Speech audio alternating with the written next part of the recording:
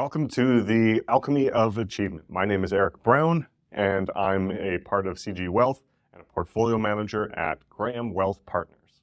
Today, we're going to be talking about something that I think is a pretty common issue that I see because a lot of people own US stocks.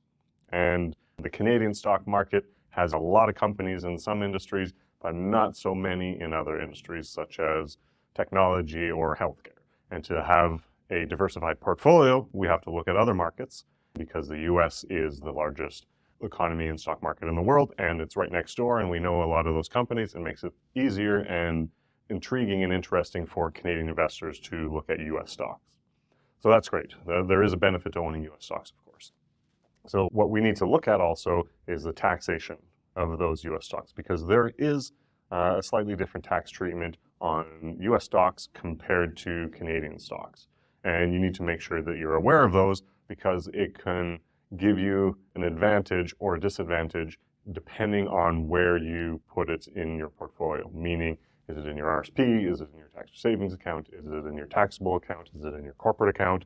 And so there's a lot of different things that can cause issues where you might have taxes that you didn't even know about, you didn't understand them, you saw a tax entry and wondering what that was.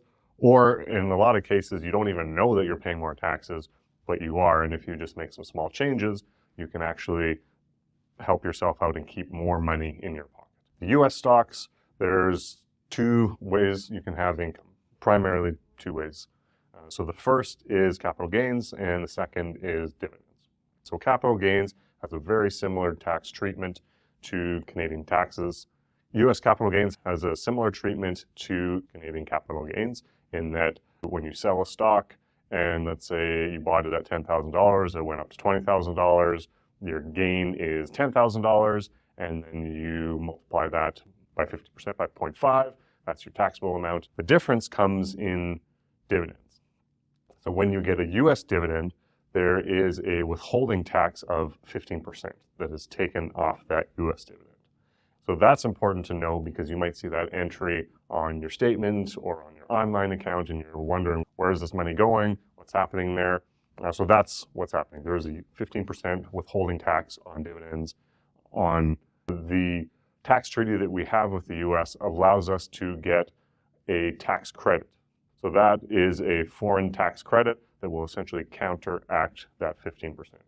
So that's something that you might see on your tax if you do your own taxes, or you can obviously look at your tax returns after your accountant does it.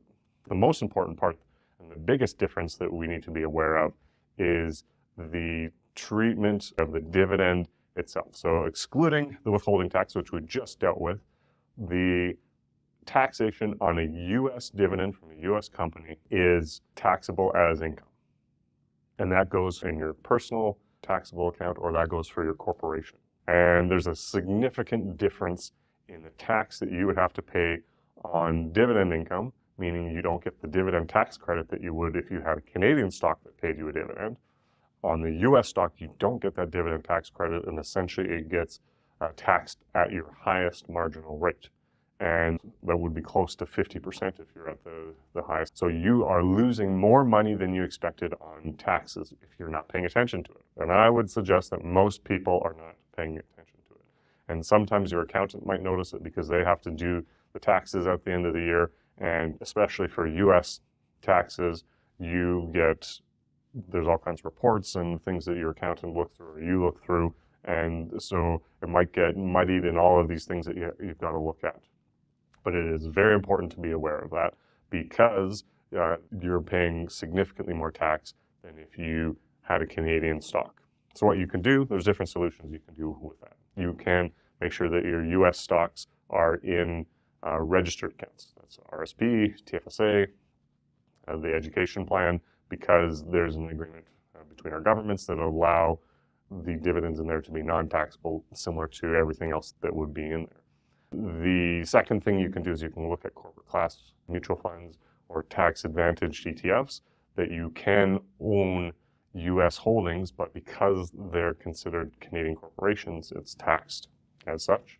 And with some of the ETFs, you can actually defer taxes into the future. So you just have to be aware of those things. And I would suggest to you that most people aren't. And that could be a big problem that you are actually hurting your investment return, hurting your ability to accomplish what you want. And if you are trying to be as successful as possible in all areas of your life, this is one thing that is pretty straightforward, but you have to look at it. You have to pay attention to it.